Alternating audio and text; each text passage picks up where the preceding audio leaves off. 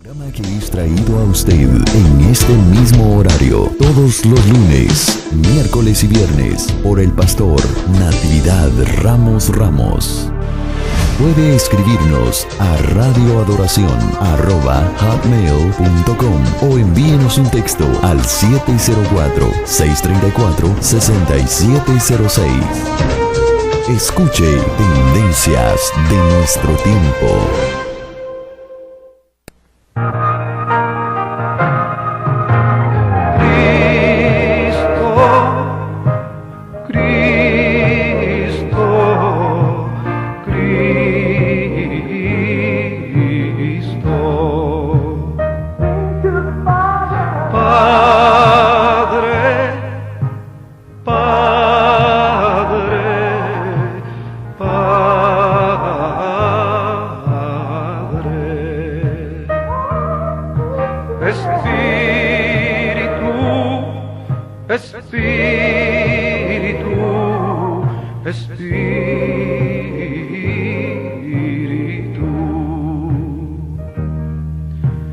Deja tu agua viva entre mi alma correr.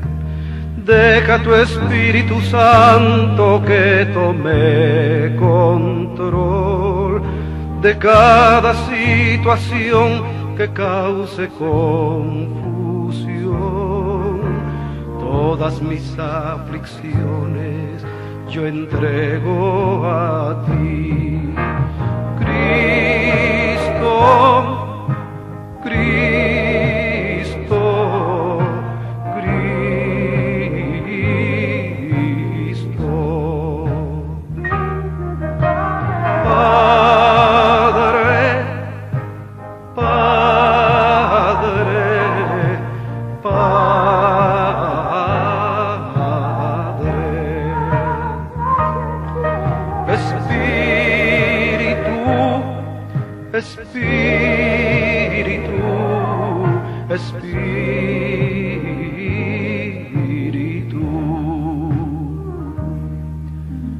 Ven Espíritu Santo y toma control. Tómame en tus brazos, borra mi temor. Atráeme hacia ti y toda duda se irá. Quítame el orgullo y lléname de amor. Muy buenos días, amada iglesia, amigo, usted que nos sintoniza a través de esta programación. También es un privilegio poder llegar hasta su hogar, ahí en su automóvil, en su casa, donde quiera que se encuentre, en su trabajo. En este día les saludamos, le bendecimos con la paz de Cristo, con la unción de su Santo Espíritu también sobre cada uno de nosotros. En esta mañana, usted que nos está sintonizando en Nicaragua y en Chinandega, le saludamos también a nuestro hermano que tiene los controles en Radio Vida. Y queremos saludar a nuestro hermano Narváez, hermano Yarder, así es, a nuestro hermano que está siempre al pendiente de esta programación, llevando los controles. Gracias también a usted que está en cualquier parte de la nación, la Unión Americana, en Carolina del Norte. Les saludamos aquí en Radio Oración 1500. También saludamos a nuestra gente en Nueva York y en cualquier parte también en la República Mexicana. Y también usted que nos está sintonizando a través de los teléfonos, a través de la página del internet, que es el www.radiooracion.com.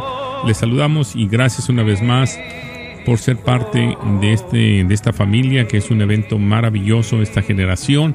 A pesar de todo, estamos predicando este bendito evangelio que no avergüenza, sino que al contrario nos construye. Y bueno, como siempre, lunes, miércoles y viernes, el pastor Natividad Ramos con el programa Tendencias de nuestro tiempo ya está con nosotros para poder celebrar una vez más este bendito evangelio en cada una de sus vidas. Y bueno, queremos darle la bienvenida desde Monterrey, Nuevo León. Pastor, muy buenos días y vamos a a escucharlo en esta mañana, esperando que Dios sea glorificado una vez más en la primera carta a los Corintios, capítulo 13, donde estuvo hablando la ocasión pasada sobre el versículo del 4 al 8. Así es que, pastor, muy buenos días, adelante, le escuchamos. Muy buenos días, estimado hermano Isaí. Gracias a Dios por la bendición que tenemos una vez más de participar en este programa que ha sido una bendición en nuestros corazones. Y con la misma expectación, la certeza de que la palabra construye al creyente, es que participo y le agradezco a todos los hermanos que hacen posible esta transmisión. Gracias a Dios por nuestros hermanos que son tan generosos y nos escuchan atentamente, de tal manera que yo espero que seamos edificados por estas cuestiones que habremos de estar planteando en este capítulo 13 de la primera carta que el apóstol escribe a la iglesia de Corinto. Una iglesia que, he insistido, llena de manifestaciones, enriquecida, sin embargo, la iglesia que cayó en desorden, en errores de interpretación y que se manejó con lo que llamamos la fe de opinión. Es decir, el yo digo que así, yo opino. Cuando que los creyentes tenemos la escritura, tenemos los principios establecidos para decir no qué es la opinión, sino qué dice la escritura, para que sobre eso que la escritura establece, sobre eso nosotros podamos caminar. Así que esta mañana yo voy a leer de nuevo el mismo pasaje que utilicé en el mensaje anterior, en el capítulo 13, versículos 4 al 8 de esta primera carta a los Corintios.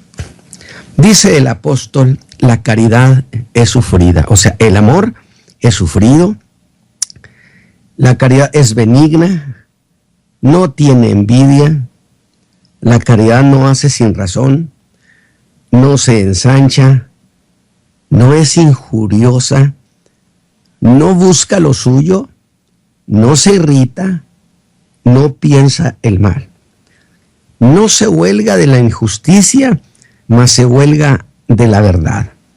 Todo lo sufre, todo lo cree, todo lo espera, todo lo soporta. Y luego dice que la caridad o el amor nunca deja de ser. Muy bien, mis hermanos, sin duda lo que voy a hacer esta mañana parecería como si hiciera un alto o que bien cayera en una distracción sobre el tema que estamos presentando, sobre ese amor que Pablo le dijo a los corintios. Cuando estos, emocionados ante la orden de Pablo que buscaran los mejores dones, de inmediato se lanzarían en esa búsqueda, porque era algo que les llamaba mucho la atención, que anhelaban, porque eso les daba cierto estatus de creyente. Él da profecía, o este hermano ora por los enfermos y sana, y eso no deja de ser una especie de engreimiento, un acto ególatra, porque hay razones de esas también. Entonces los corintios dirían: magnífico, nos lanzamos en la búsqueda de los mejores dones. Pero en ese momento el apóstol Pablo los detiene, por así decirlo, los detiene y les dice: sí, pero aún yo muestro un camino más excelente. Y esto, si el camino es más excelente, entonces tiene prioridad sobre el ir en busca de los dones. ¿Por qué razón? Porque este camino más excelente, que es el del amor, el amor ágape, es superior a la suma de todos los dones, de todos los ministerios, de todas las manifestaciones y de todas las experiencias que un creyente pueda tener. La suma de todo eso no es superior a lo que es el amor. Entonces Pablo está planteando una gran cuestión para explicarles que no importa cuántas cosas hagan ellos, obras admirables, milagros, señales, profecía, que si no tienen amor, nada son. Pero esto desde luego implicaría una cuestión. Es decir, si él dice que no tenemos amor, entonces significa que pone el tener el amor a cargo nuestro, que es lo mismo que hace en la carta a los Efesios. Acuérdese usted que les dijo, y no os embriaguéis de vino, en lo cual hay disolución. Y eso de embriagarse, pues estaba a cargo del que quería embriagarse. Pero luego agrega, mas sed llenos del Espíritu Santo. Consecuentemente, yo quiero que usted puntualice esto en su entendimiento. Eso de ser lleno, eso de la llenura, es un asunto que el creyente tiene que buscar, porque la llenura es algo que está al alcance del creyente. Y entonces yo quiero hacer una breve explicación para que tengamos una idea más clara de estas cuestiones. Ya que hemos preguntado, ¿y eso cómo se consigue? Ese amor que Pablo reclama que debemos de tener. Muy bien. Hay que aclarar que no debe confundirse con el bautismo en el Espíritu Santo. Es decir, esos dos es justamente para recibir poder, poder de lo alto, poder para poder probar que Jesús está vivo. Por eso dijo, recibiréis poder y entonces me seréis testigos, testigos de calidad. ¿Y quién es un testigo de calidad?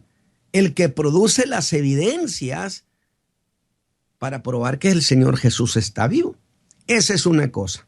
El bautismo o el recibir poder es una cosa aparte y que se recibe de arriba. Mientras que la otra cuestión, que es la llenura del Espíritu Santo, ese es algo que no viene de lo alto, aunque hubiera venido de lo alto. Pero esto es una operación, un derramamiento adentro, interno. ¿Por qué? Bueno, porque en nosotros, desde que conocimos a Cristo, el Espíritu Santo mora en el creyente. Fíjense, mora en el creyente el Espíritu Santo desde el momento en que usted fue salvo. Digo, porque es impropio preguntarle a un creyente que si tiene el Espíritu Santo. Cosa distinta a ser bautizado con el Espíritu Santo, es cosa aparte. Pero eso de decirle, ¿tienes el Espíritu Santo? Es una pregunta absurda. Entonces, ¿por qué? Porque el Espíritu Santo, cuando una persona cree en Cristo, es el Espíritu Santo el que lo hace nacer de nuevo, el que crea en él la nueva criatura. Y entonces, cuando ha nacido de nuevo en Cristo, el Espíritu Santo mora en el creyente, lo convierte en su templo. Y el Espíritu Santo que está en el creyente no es una copia, no es una pequeña muestra. No, es la persona del Espíritu Santo que mora en el creyente. De tal manera que cuando el creyente busca esa llenura, déjenme hacer una precisión. Es que el problema que está tratando aquí el apóstol Pablo es de creyentes que hacen maravillas, milagros, señales, pero que no tienen ese amor y que por lo tanto no son nada ni sirven de nada para la construcción de la iglesia. No edifican a la iglesia, simplemente están pensando en ellos mismos. Ahora, ya que hemos hablado de la llenura del Espíritu Santo, usted va a decir, hermano Ramos, pero está usted hablando sobre el amor. Estoy hablando de eso y sobre eso voy. De tal manera que ese creyente que Pablo dijo ser lleno, y que yo le preguntaría al apóstol Pablo, ¿y cómo le hago para esa llenura? Y yo ilustré en alguna ocasión que el apóstol Pablo me dice, te invito a un culto de adoración y alabanza. Digo, porque la adoración y la alabanza es una parte fundamental, reverencial, profunda del culto cristiano. Por eso qué malo que lo hayan echado a perder con tanto show. Pero el culto de adoración y alabanza es precisamente, dijo Pablo, mira, aquí estamos en este culto. Mira, un hermano tiene un cántico espiritual, otro tiene un salmo.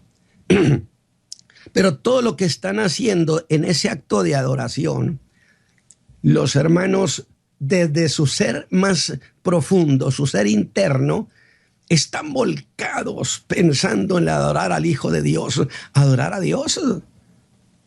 Hay una reverencial operación, de tal manera que entonces justamente cuando esto sucede, que un creyente adora de esa manera al Señor, sucede dentro de él un derramamiento del Espíritu Santo. A ver, ¿a qué me refiero? Bueno, la figura preciosa de la mujer de Samaria, que le dijo que sería una fuente en ella, dentro de ella, que brotaría. Dice, y hablaba del Espíritu Santo. Entonces, el Espíritu Santo que está en el creyente, cuando sucede esa adoración, se da el derramamiento interno. Y yo lo he ilustrado como un río de agua viva que dijo Jesús, pero que va a la tierra seca de nuestra vida pensante, emotiva, porque el hombre interior es la vida emotiva, la vida pensante, la vida reflexiva. Ese es el hombre interior. De tal manera que ese hombre interior que no vive lleno del Espíritu Santo, en esa tierra de sus emociones se dan celos, envidias. Digo lo que Pablo está planteando aquí. Ve usted que sí estoy en lo mismo. De tal manera entonces que hay resentimientos, que hay envidias, que hay muchas cosas, porque está árida.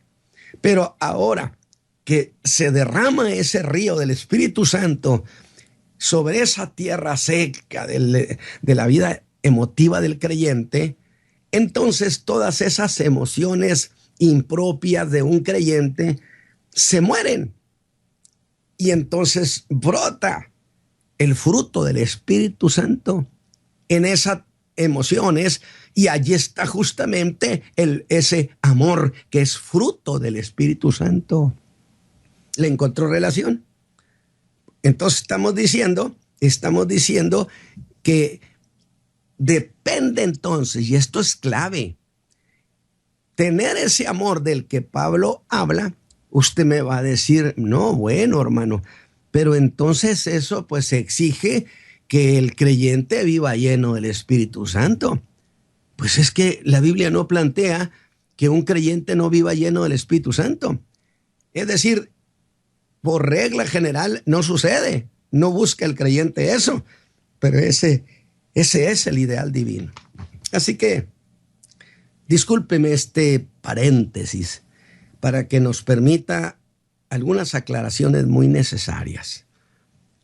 Y viene esto a cuestión, mis hermanos, porque el apóstol, por 3 veces consecutivas, en sus 3 casos hipotéticos, usted recuerda que si tuviera esto, si tuviera el otro, eso es hipotético, es un caso supuesto.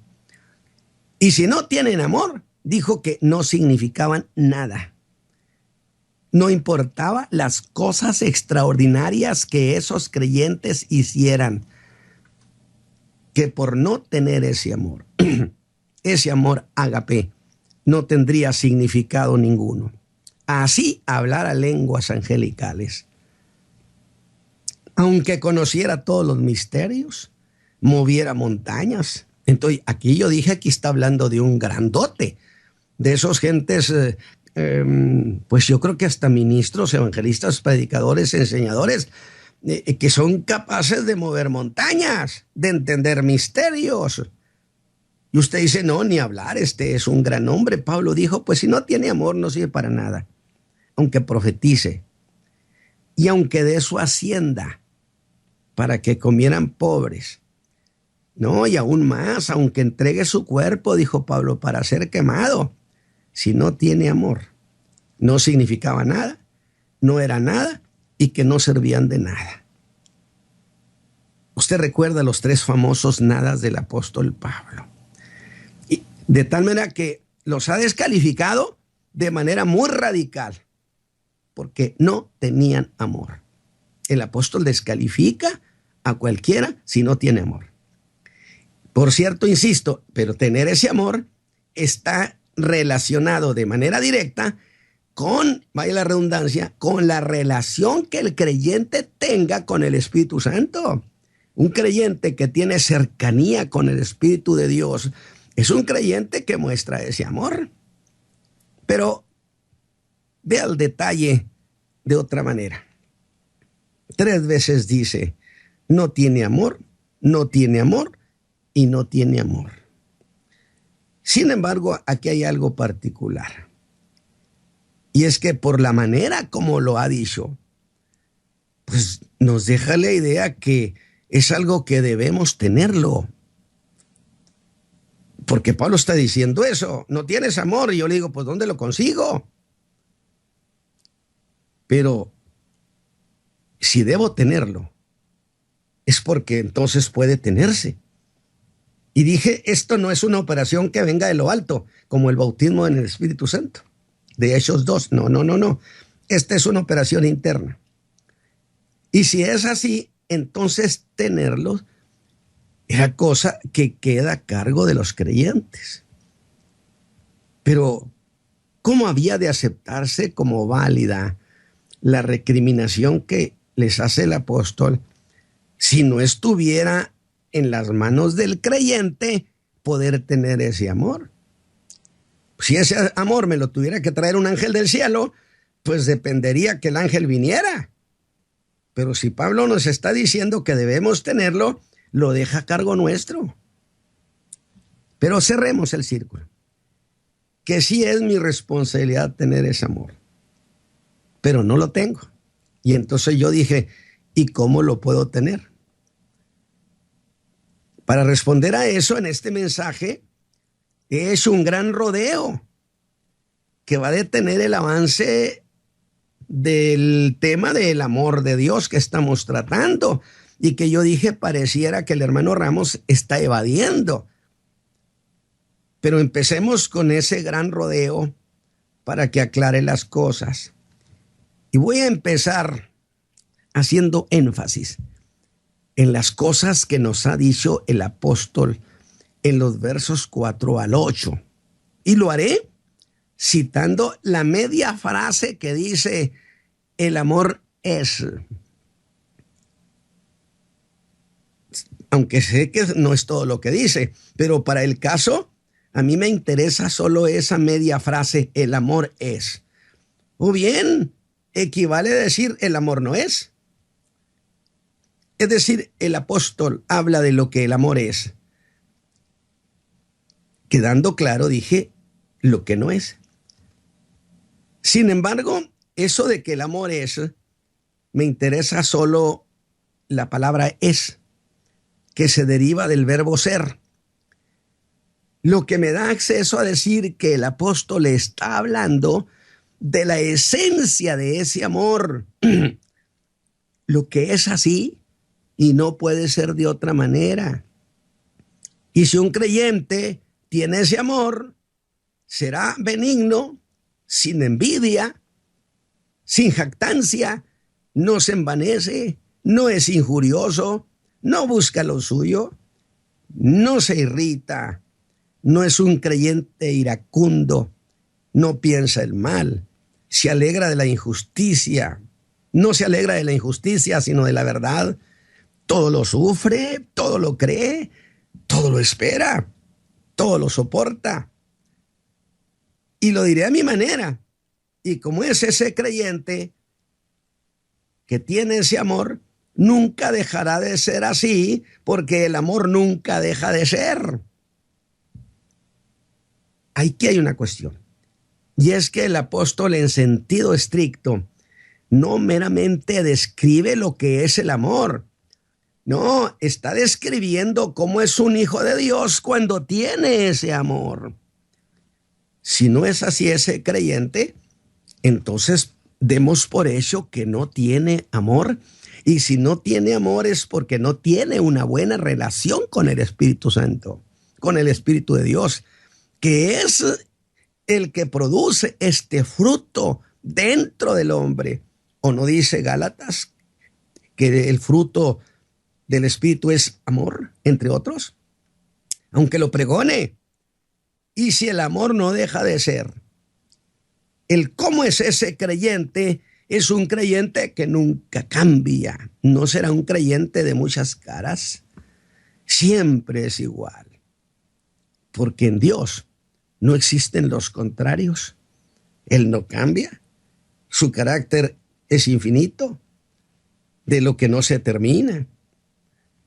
Lo que nos lleva a una aclaración: nosotros somos finitos y no seres infinitos.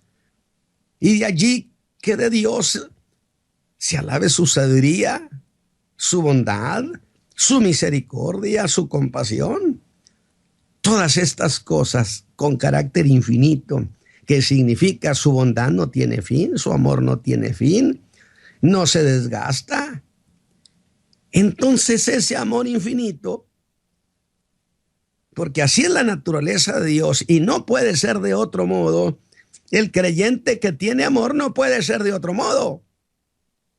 Y como solo Dios es así, y ningún ser finito puede serlo, por lo que andar por ese camino del que habla el apóstol en el verso 31 del capítulo 12, es una exigencia que acompaña la advertencia, que si no se tiene eso, no será útil para la iglesia.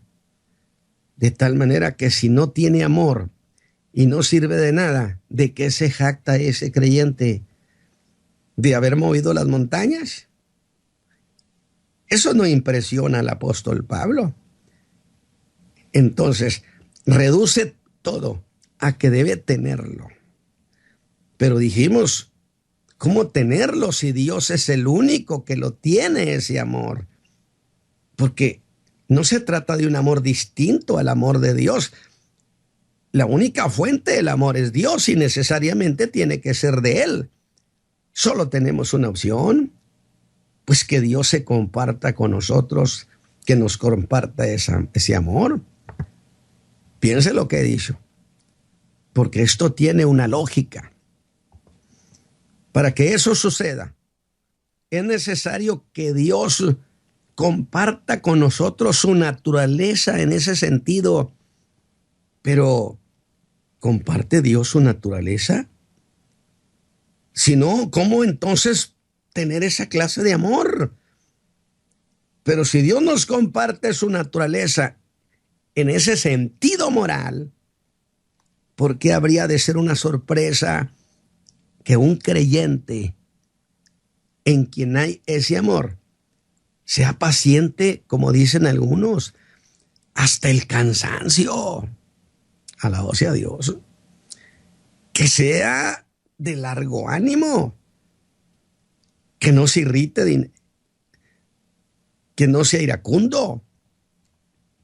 Ahora, ¿por qué va a ser una rareza que sea paciente ante el agravio y ese hermano no cambie de ánimo si está participando de la naturaleza de Dios, que es el amor? Voy a insistir en que ese amor del que habla el apóstol, el amor ágape, solo se puede tener si se comparte la naturaleza de Dios. Pero, qué hazaña, ¿cómo lograr cosa semejante? Piense esto. Es que esa naturaleza ya la tenemos desde el mismo día cuando fuimos salvos por haber creído en Cristo Jesús, nuestro querido Salvador.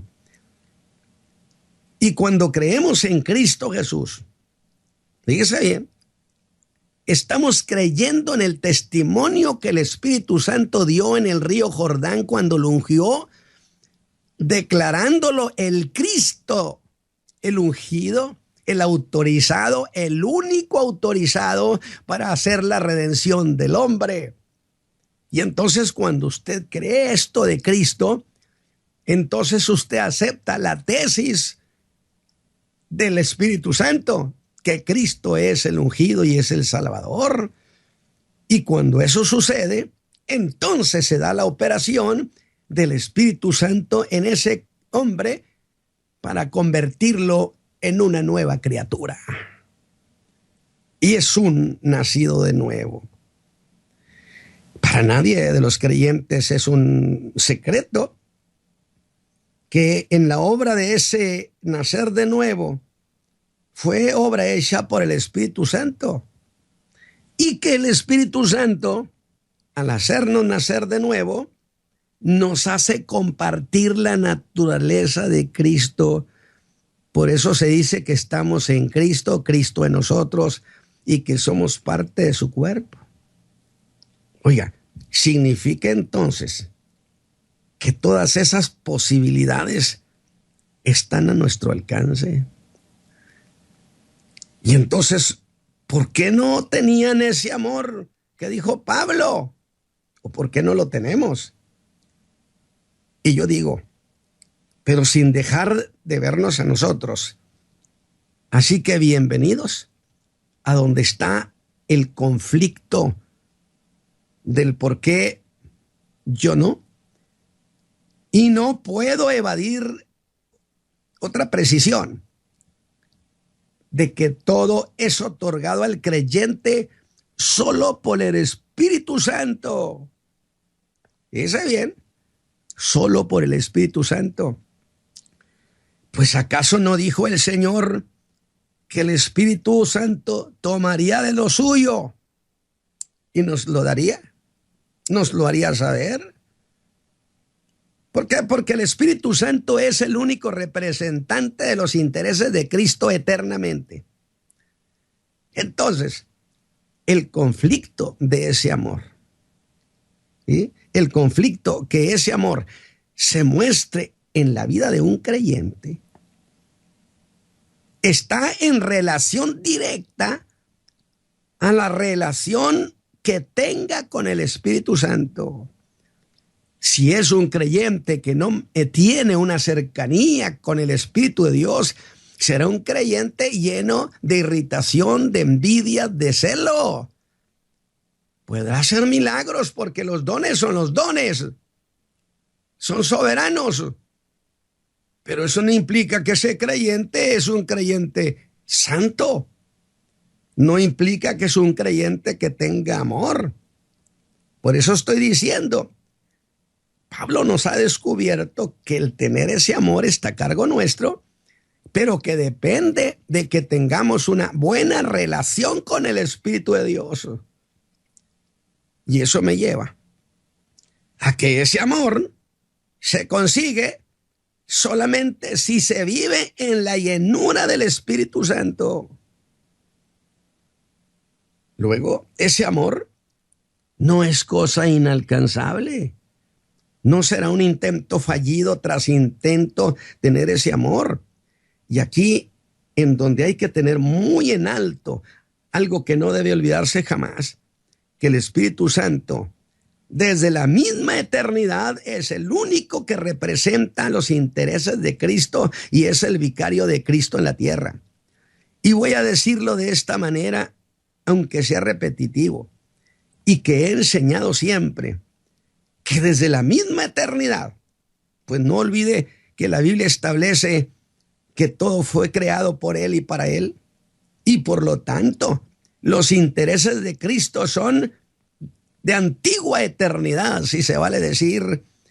Cristo es el Hijo eterno, pero si es el Hijo eterno, tiene que haber sido engendrado eternamente.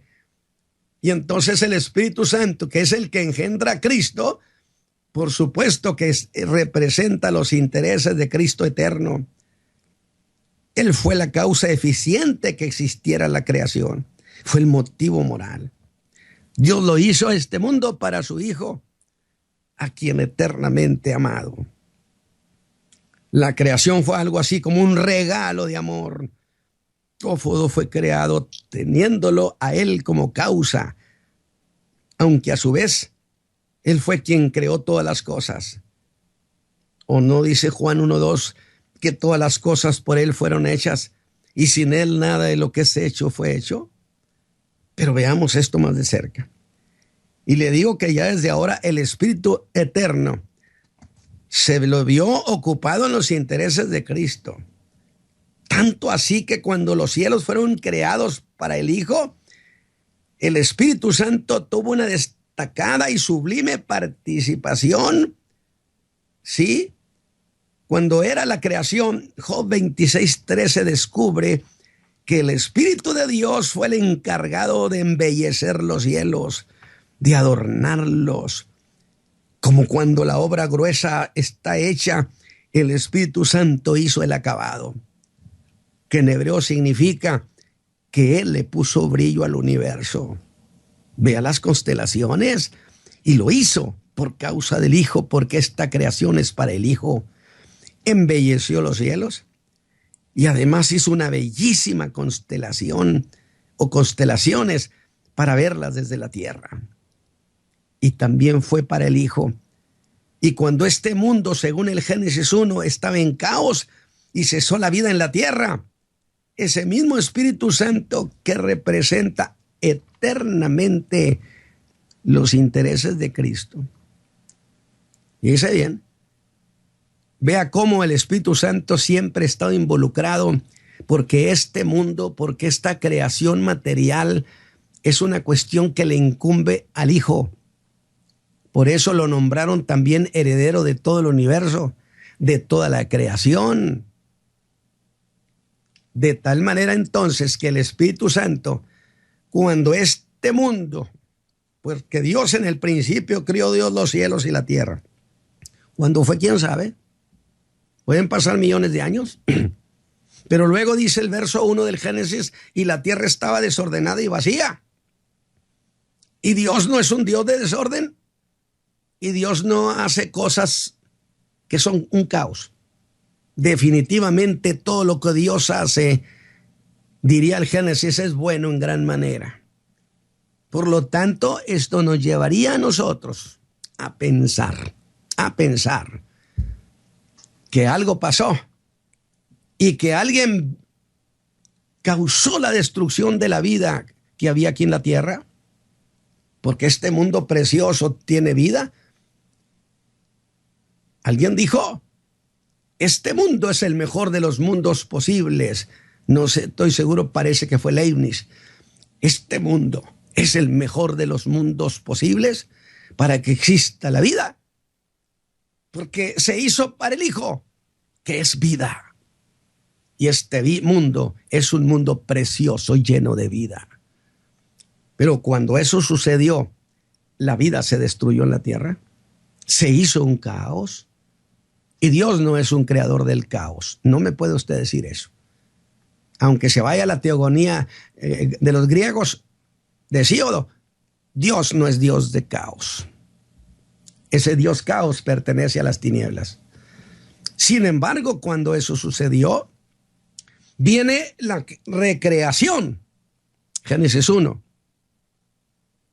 Ya al principio crió Dios los cielos y la tierra de lo que no existía, de la nada. Mientras que en el caso del Génesis, ahora recrea la tierra tomando de la materia prima que ya estaba hecha. ¿O no le dijo a la tierra, tierra, produce hierba? Porque ya estaba la tierra. Es decir, no se trata de traer a la existencia allí de lo que no existía. Eso fue en la creación primigenia. Pero entonces ahora, el Espíritu de Dios en representación de los intereses de Cristo, qué precioso, viene a este mundo que estaba hecho un caos, que no tenía vida, y como la gallina cobija sus los huevos para incubar la vida, por así decirlo. El Espíritu Santo cobijó la creación, que era un caos, y le engendró vida, correspondiente a la vida que es el Hijo de Dios. ¿Se da cuenta? El Espíritu Santo ha sido el eterno representante de Cristo en todo lo que son sus intereses. Por eso he dicho, no hay más vicario de Cristo que el Espíritu Santo. ¿O no dijo el Señor Jesús, Él vendrá en mi lugar? Yo me voy, pero Él viene en mi lugar. Entonces, el Espíritu Santo es legítimamente el vicario de Cristo. Y no solamente eso, me voy a salir tantito para decirle, es el abogado de Cristo en la tierra. El Espíritu Santo es el abogado de Cristo, no de nosotros. Cristo es nuestro abogado, pero el Espíritu Santo aboga las causas que le corresponden a Cristo.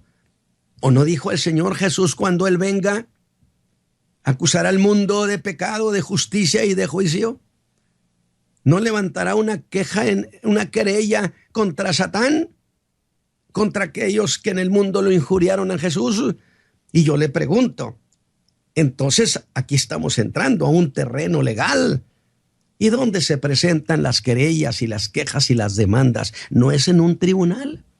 El Espíritu Santo presentó esa queja, esa querella contra el mundo por las razones ya implicadas y lo levanta en el tribunal de Cristo, porque es el abogado de Cristo. De Él nada más, no de nosotros. El abogado nuestro es Cristo Jesús, que le quede muy claro para que nadie vaya a decir, el hermano Ramos estuvo diciendo cosas. Dice el Génesis 1:2, y la tierra estaba desordenada y vacía. ¿Por qué la vida que había en ella había sido exterminada? Algo pasó, alguien vino y destruyó esa creación. No destruyó al mundo, pero destruyó el orden que había y la vida que había. Y pues a mí no me queda más que pensar que el único que hace esas maldades es el diablo. ¿Sí? ¿Por qué? Porque lo arrojaron de allá. Y la tierra estaba desordenada y vacía. El mundo había quedado en tinieblas. Y es entonces cuando el Espíritu Santo llega a la tierra, llega a ese caos. Por eso bien ilustra lo que hace el Espíritu Santo en nuestras vidas que están en un caos. Viene el Espíritu Santo y le produce orden y vida. Alabado sea Dios. Él llegó a la tierra, a ese caos, a esa no vida, y dice que se movía sobre las de las aguas. Alabado sea Dios. Otra versión dice que el Espíritu Santo cubrió las aguas para incubar la vida. Y yo digo, qué idea tan gloriosa esta mañana para usted, mi amigo, cuya vida está hecha a pedazos y hecha un caos y un desorden. ¿Por qué no invoca a Cristo Jesús y que el Espíritu Santo cobije su vida para incubar el orden y la vida y la paz que Cristo da? Qué idea tan gloriosa tiene este pasaje. Cubrió la tierra en un abrazo. Estaba vacía. Le incubó vida en ella, de tal manera que se oyeron las palabras de Dios: produzca la tierra hierba verde, hierba que dé simiente, árbol de fruto que dé fruto según su género. Y varias veces se repite eso de produzcase. Y la pregunta es, ¿y produjo? ¿Por qué produjo? Porque el Espíritu Santo, el Espíritu de vida, había vuelto a la tierra a tener vida y fue de nuevo embellecida la tierra. ¿Sabe por qué? Porque era para el Hijo. Esta tierra le pertenece al Hijo. Para que nadie ande diciendo que el diablo se hizo dueño de esta tierra. No. Pues cuando Adán fue dueño de la tierra, se la dieron en comodato para administración, pero no se la dieron en propiedad. Y nadie le puede quitar a usted lo que usted no tiene. De tal manera que este mundo le pertenece al Hijo de Dios. Por eso es cierto, este mundo le pertenece a Dios, a su Hijo, y nadie le va a destruir a su Hijo en una guerra termonuclear donde se destruya la especie humana. No, señores. Jesús dijo, acortaré los días, porque si no lo acorta, entonces nadie se salvaría. Y ahí no está hablando de salvación espiritual o moral, está hablando de la especie humana. Pero Él tiene dominio, Él tiene control, Él es el dueño y nadie va a venir a destruirle, porque era para el Hijo. Pero volvamos al tema. Cuando el Verbo fue elegido para ser el Salvador del mundo, un mundo arruinado por el pecado, con una vida en caos, vacía, como el mismo mundo del Génesis. Y este mundo necesitaba ser redimido. ¿Y sabe qué quiere decir redimido? En realidad implica, cierto, ser comprado, pero implica que las cosas vuelvan a ser como eran en su estado original. Las cosas vuelven a su dueño. El cuerpo redimido el día que Cristo venga por los creyentes, aunque a ese hermano lo hayan hecho pedazos, se va a levantar con todo su cuerpo completo, no en pedacitos. ¿Por qué? Porque la redención del cuerpo implica que se vuelve a ser como era al principio. ¡Qué preciosas promesas tenemos en Cristo Jesús! Gracias por haber resucitado entre los muertos y garantizado la redención de nosotros.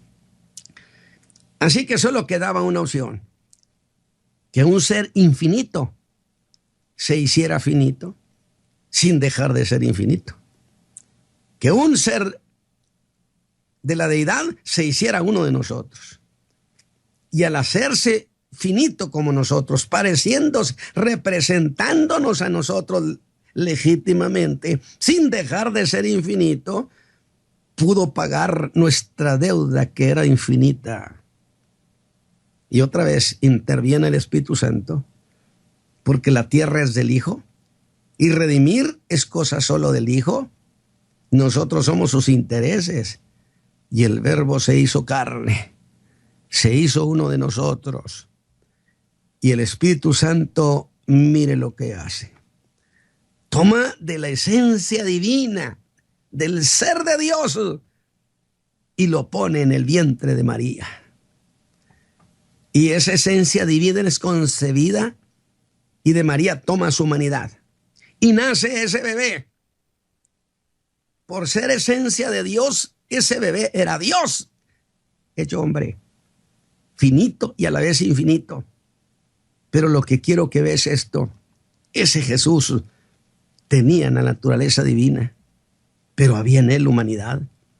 Y aunque tenía la naturaleza divina, el Espíritu Santo fue formando en él el carácter de su Padre, la forma de ser de su Padre. Y un día dijo: mi Padre y yo somos una misma cosa. El que me ha visto a mí ha visto al Padre. Yo digo lo que dice mi Padre y hago lo que hace mi Padre. ¿Observó eso? Teniendo esa naturaleza, nosotros tenemos la naturaleza de Cristo en nosotros. El Espíritu mora en nosotros y por consecuencia, en una buena relación con el Espíritu Santo, se da la llenura del Espíritu en los creyentes. Y teniendo llenura, entonces el fruto del Espíritu se manifiesta. Y ese hombre, ahora sí, haga milagros y maravillas, pero muestre ese amor y entonces estará completísimo. Porque Pablo no está diciendo que si no tiene ese amor se cancelan los ministerios y los dones. Él dice: vamos por todos, vamos por los mejores dones, pero vamos también por el hombre que muestre el amor de Dios. Hermano Isaí, ahí nos vamos a quedar esta mañana y que el Señor bendiga a nuestros hermanos.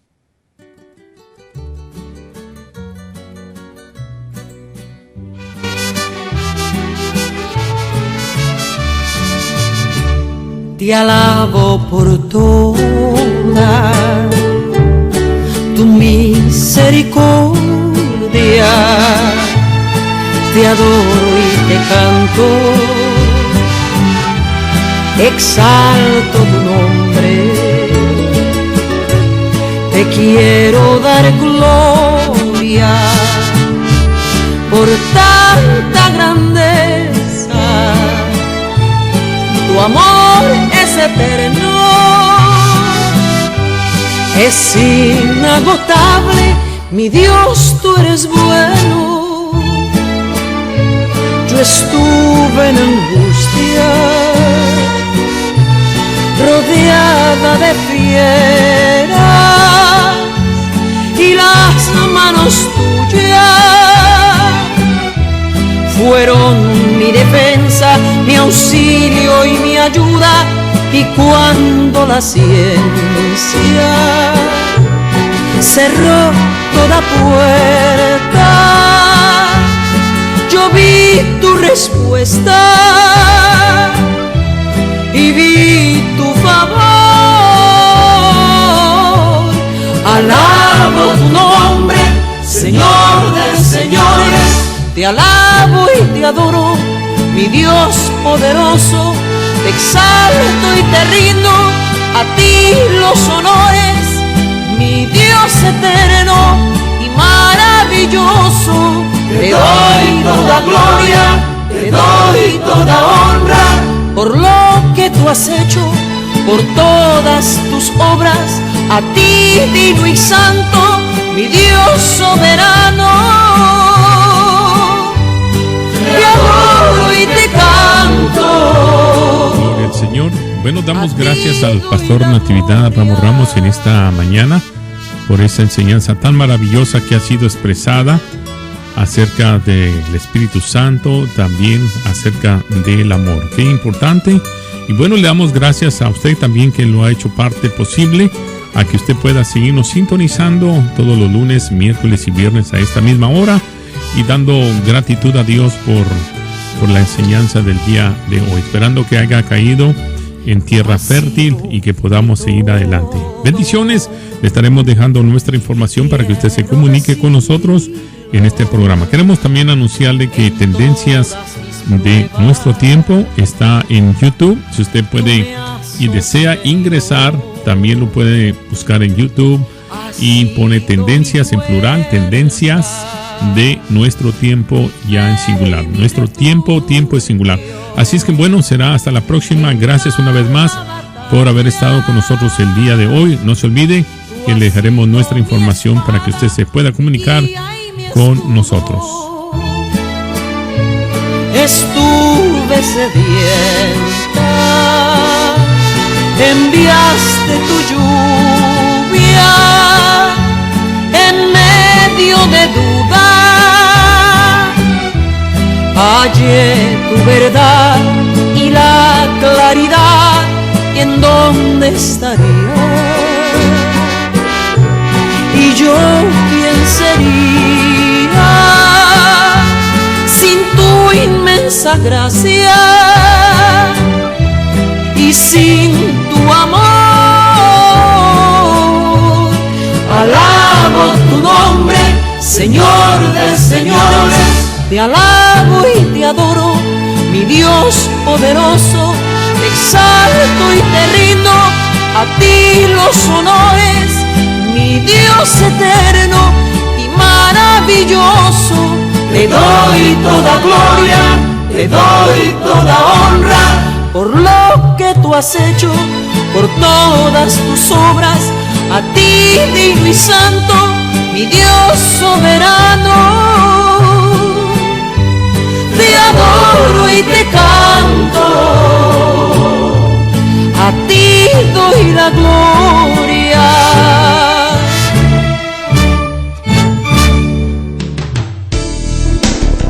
Tendencias de Nuestro Tiempo.